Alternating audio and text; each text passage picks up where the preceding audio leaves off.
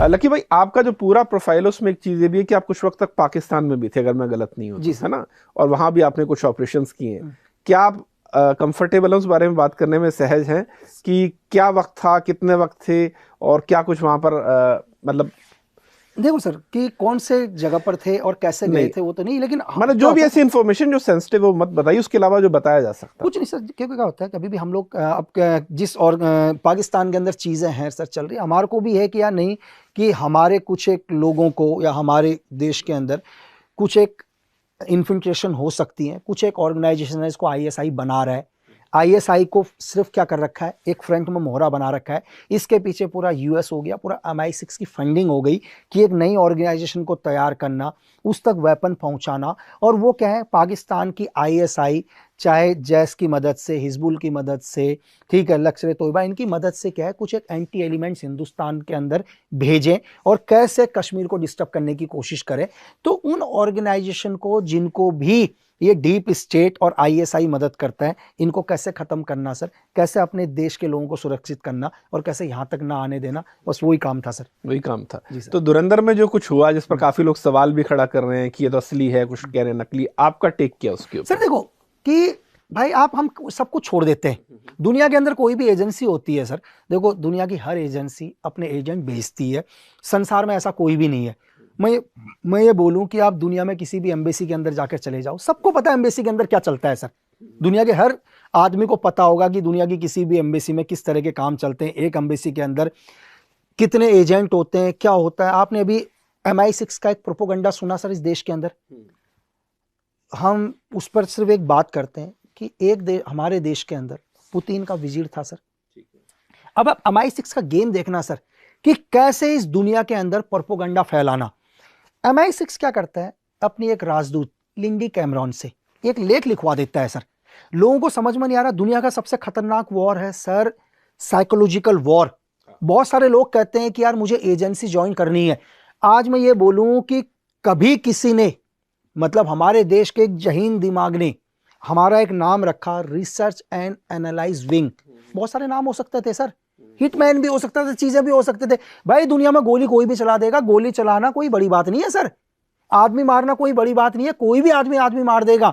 मैं तुम्हें 10 दिन की ट्रेनिंग दूंगा, 10 दिन में से मैं तुम्हारे को 2 दिन में वेपन में एक्सपर्ट बनाऊंगा, ठीक है, 8 दिन फिजिकली ट्रेनिंग दूंगा, तुम अच्छे फायरर सब कुछ बन जाओगे। ये बहुत ईजी काम है। दुनिया का सबसे मुश्किल काम होता है किसी भी चीज पर रिसर्च करके उसको एनालाइज करना, ये दुनिया का सबसे मुश्किल काम है।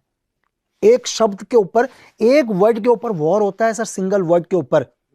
तो लिंडी कैमरॉन पुतिन सर के आने से पहले लेख छपवा देती है हिंदुस्तान के एक पेपर में।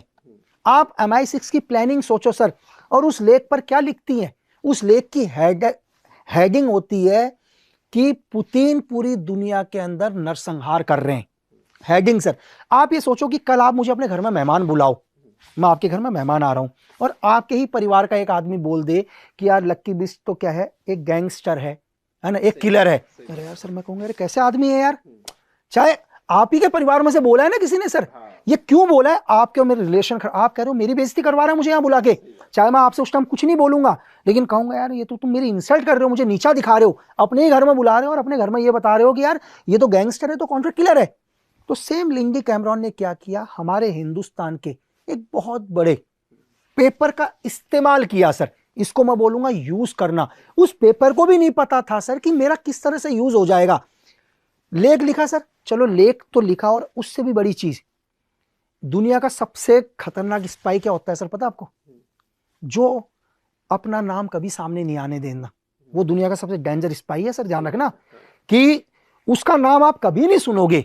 तो अगर आप उस लेख को दोबारा ध्यान से देखोगे तो लिंडी कैमरॉन का नाम 30 नंबर पर है, लेख लिखने वाली लिंडी कैमरॉन, और पहले कहा फ्रांस की राजदूत और जर्मनी की राजदूत का नाम लिखा हुआ है, अपना नाम, उसकी मजबूरी हो गई अपना नाम लिखना, नहीं तो अपना नाम भी नहीं लिखती सर, वो लिंडी कैमरॉन अपना नाम ही नहीं लिखती, क्योंकि लेख उसका था तो 30 नंबर पर लेख नाम लिखा।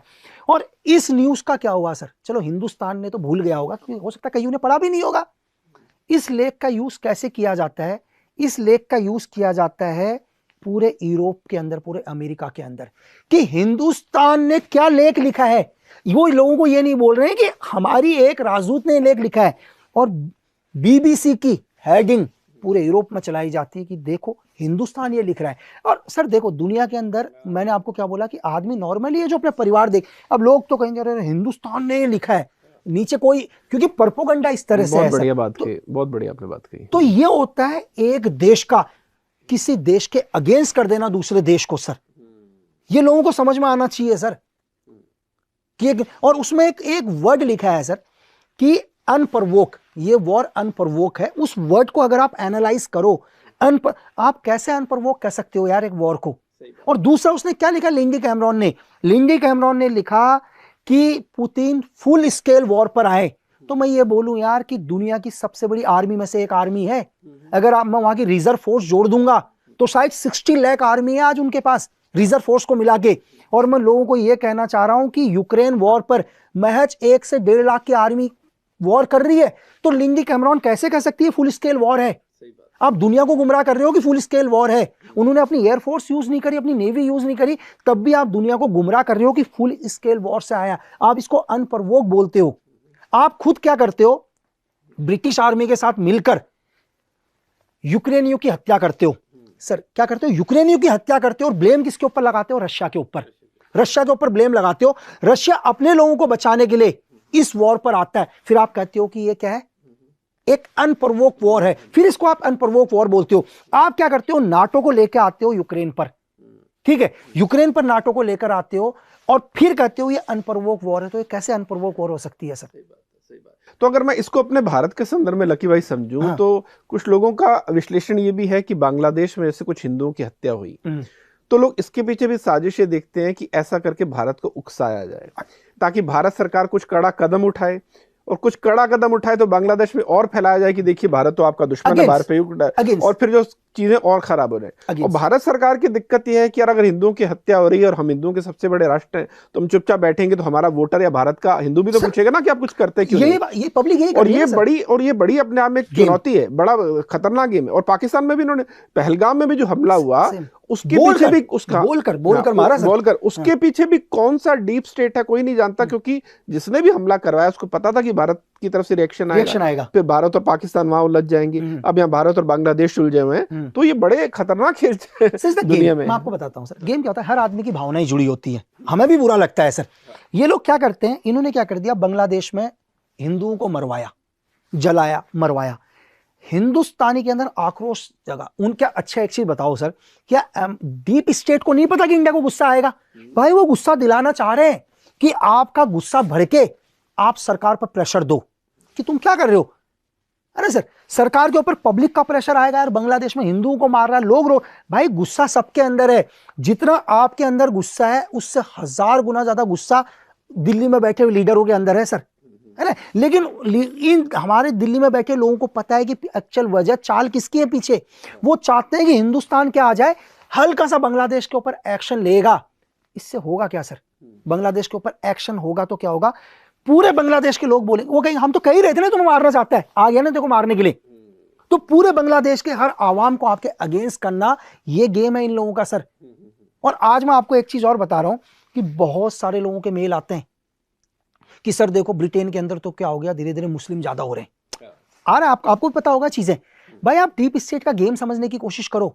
ये लोग क्या, नहीं अगर आप ध्यान से एनालाइज करोगे, कभी आप डाटा एनालाइज करो, जो भी लोग ब्रिटेन में गए हैं वो कौन गए हैं, जो देश बर्बाद हुए उन्हीं के लोग गए हैं सर। क्यों गए हैं पता आपको? क्योंकि कल इनको पता है कि अगर वॉर सिचुएशन होगी तो आम लोग इनके साथ खड़े नहीं होंगे, इन्हीं लोगों को खड़ा किया जाएगा sir. Is the big game. Army के अंदर कौन जाएंगे, यही लोग आर्मी के अंदर जाएंगे, यही लोग ब्रिटिश आर्मी ज्वाइन करेंगे, यही लोग ब्रिटेन की तरफ से फाइट करेंगे। Is the big game. तो क्या भारत इस बड़े गेम के लिए तैयार है? क्योंकि अभी हम तीनों तरफ से घिरे पड़े हैं। अब ले देखिए तालिबान से हमारे संबंध ठीक है, लेकिन अमेरिका ने जो वेनेजुएला में किया, और अमेरिका चूंकि तालिबान से भी एक पोर्ट वहां पर मांग रहा है, एक जगह मांग रहा है कि हमें दे दो, मैं भी नाम मेरे दिमाग से स्लिप हो रहा है, जिसके लिए अब तालिबान ने मना कर दिया था। और अगर इसी पैटर्न को अमेरिका के मैं देखूं तो वेनेजुएला में जो हमला किया उससे पहले 3 महीने पहले संकेत दे दिए थे कि कभी भी हमला कर सकते हैं, है ना, कि यहाँ से जी ड्रग्स की सप्लाई हो रही है, यहाँ से ये हो रहा है, हमारी तेल कंपनी वहाँ, इनकी तेल कंपनियां धांधली कर रही हैं, तो जमीन तैयार कर ली थी। ऐसी जमीन अमेरिका ने अफगानिस्तान में भी तैयार कर रखी है। और इधर हम ये देख रहे हैं कि पाकिस्तान को भी एक तरह से अफगानिस्तान के तालिबान के खिलाफ करवा रखा है। पाकिस्तान ने हमला भी किया था। बिल्कुल बिल्कुल। तो पूरा पैटर्न यही जा रहा है कि हो सकता है कल को पाकिस्तान को आगे रख के तालिबान में अफगानिस्तान में बड़ा हमला करवाया जाए। वो होता है तो वो भारत के लिए कितना नुकसान हो जाएगा, क्योंकि फिलहाल तालिबान और भारत के संबंध ठीक ठाक है और पाकिस्तान को अफगानिस्तान की यूटिलिटी समझ आती है कि उसको जो एक स्ट्रेटेजिक डेप्थ मिल जाती है लड़ाई में, चलो भारत से लड़ाई होगी तो पीछे हम चले जाएंगे। तो ये भारत के लिए कितना खतरनाक है कि अगर अफगानिस्तान में भी कुछ गड़बड़ अमेरिका करवा देता। सर देखो क्या है कि पहले तो अमेरिका ने अभी वेनेजुएला में कराया, ऐसा नहीं है पहली बार कर रहा है। मैं 1989 की बात करूंगा तो 89 भी इसने सेम किया, मैं नाम भी भूल रहा हूँ प्रेसिडेंट का, वरना कुछ 89 में इन्होंने सेम अरेस्ट किया और बाद में उन्हें फ्रांस की जेल में रखा और जेल के अंदर ही मर गए वो। दूसरा 2003 के अंदर भी आप सद्दाम वाला केस सेम देख सकते हैं, इराक वाला, ठीक है। इसके बाद आप 2022 में भी देख सकते हैं, इन्होंने प्रेसिडेंट को उठाया, अभी वो जेल में ही है, मैं नाम भी भूल रहा हूँ देशों के सर वहीं के, तो 2000 किलोमीटर सेम इन्होंने किया, पहली बार नहीं कर रहा है। और हमेशा ब्लेम क्या लगाता है, ड्रग्स का या केमिकल का। यार तुम्हारी भाई दुनिया की बड़ी आर्मी है, दुनिया की 3 बड़ी आर्मी में से तुम्हारी आर्मी आती है, तुम्हारे बॉर्डर सील नहीं है। ये सिर्फ क्या है सर, उन देशों को कवर करना, खुद को सेफ करना, ताकि क्या है, इसको लगा कि यार कि वेनेजुएला में क्या होगा, कहीं रशिया आके अपना वो ना करे, नजदीक में आके अपना बेस ना बनाए, चीजें ना बनाए, तो पहले उसको अपने कैप्चर में ले लेना, अपने आप को सेफ करना हर जगह से। और यहां ताइवान को एक तरह से क्या करना, पूरा सपोर्ट करना चाइना के अगेंस्ट में, ठीक है, चाइना के अगेंस्ट में ताइवान को उलझा के रखना। यहां रशिया के, यूक्रेन के आसपास के सब लोग रशिया के अगेंस्ट कर देना, ध्यान से देखो सर, रशिया के अगेंस्ट कर देना, किसके, यूक्रेन के आसपास, ताकि रशिया में ये उलझ जाए। ताइवान के आसपास चाइना पूरा का पूरा उलझ जाए, हिंदुस्तान के आसपास बांग्लादेश, नेपाल यहां उलझ जाए, पूरे एशिया के अंदर एक डिस्टर्बेंस पैदा कर देना सर, ठीक है। और अपना खुद क्या करना, देखो पाकिस्तान तो हेड फंडिंग में ही जिंदा है सर, पाकिस्तान को तो जैसा बोलेगा वो वैसा करेगा सर, वैसा करेगा पाकिस्तान, क्योंकि पाकिस्तान को हेड फंडिंग चाहिए CIA की, ठीक है, MI6 की, वो हेड फंडिंग पर चलेगा। तो आपस के अंदर क्या है कि अफगानिस्तान और पाकिस्तान भी कभी एक ना हो पाए sir, is the big game CIA का, कभी ये एक भी नहीं हो पाए। और इनके लिए जो दुनिया की सबसे बड़ी चुनौती है, ऑपरेशन एंथी-केबल, 1 जुलाई 1945 को चर्चिल ने शुरू किया था सर। दुनिया को इस ऑपरेशन के बारे में पता चला था पूरे वर्ल्ड को 1998 में।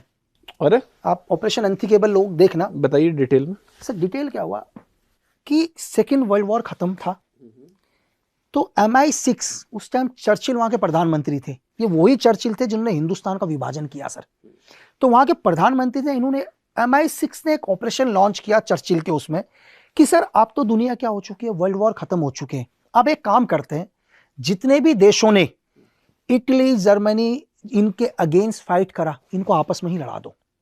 इस ऑपरेशन का पहला काम, और इस ऑपरेशन का सबसे इंपॉर्टेंट काम कि USSR के टुकड़े करने, कैसे भी करके क्या करना है, USSR के टुकड़े करने। सर 1 जुलाई 1945 से ये ऑपरेशन चल रहा था, 1991 में शायद 31 तारीख को USSR टूट गया।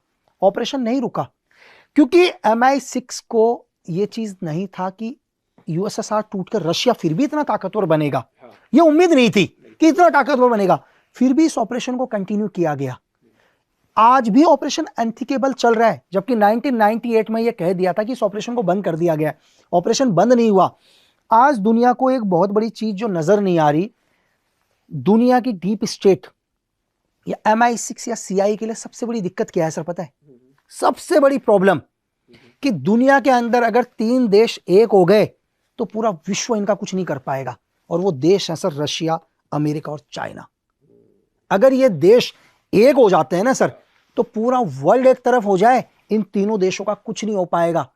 हमें हमेशा चाइना के अगेंस्ट किया गया सर, बिल्कुल हमेशा, क्योंकि आज मैं आपसे एक चीज पूछता हूं सर, एक पल भर के लिए सोचकर देखो कि रशिया, चाइना और हिंदुस्तान, इन तीनों की आर्मी एक होती है तो वर्ल्ड में कौन है सर? हाँ, रशिया की काफी कोशिश 2010 में RIC भी बना था, हाँ, तो उसकी दोबारा रिवाइवल की भी बात चल रही है। पल भर के लिए सोचकर देखो कि अगर ये 3 देशों की आर्मी एक होती है तो वर्ल्ड में आप पूरी दुनिया को एक तरफ रख लो सर, इनका कुछ नहीं बिगाड़ सकते सर। तो कोई ना कोई तो डीप स्टेट चाहता होगा नहीं तीनों ना हो पाए। हाँ, तभी तो क्वाड में भारत को शामिल भी किया गया, क्वाड बनाया गया, वो चाइना के अगेंस्ट था ताकि भारत और चाइना आपस में लड़ते। तो कुछ ना कुछ तो है, ये हमें नजर नहीं आती ये चीजें सर, ये हमें नहीं दिखती।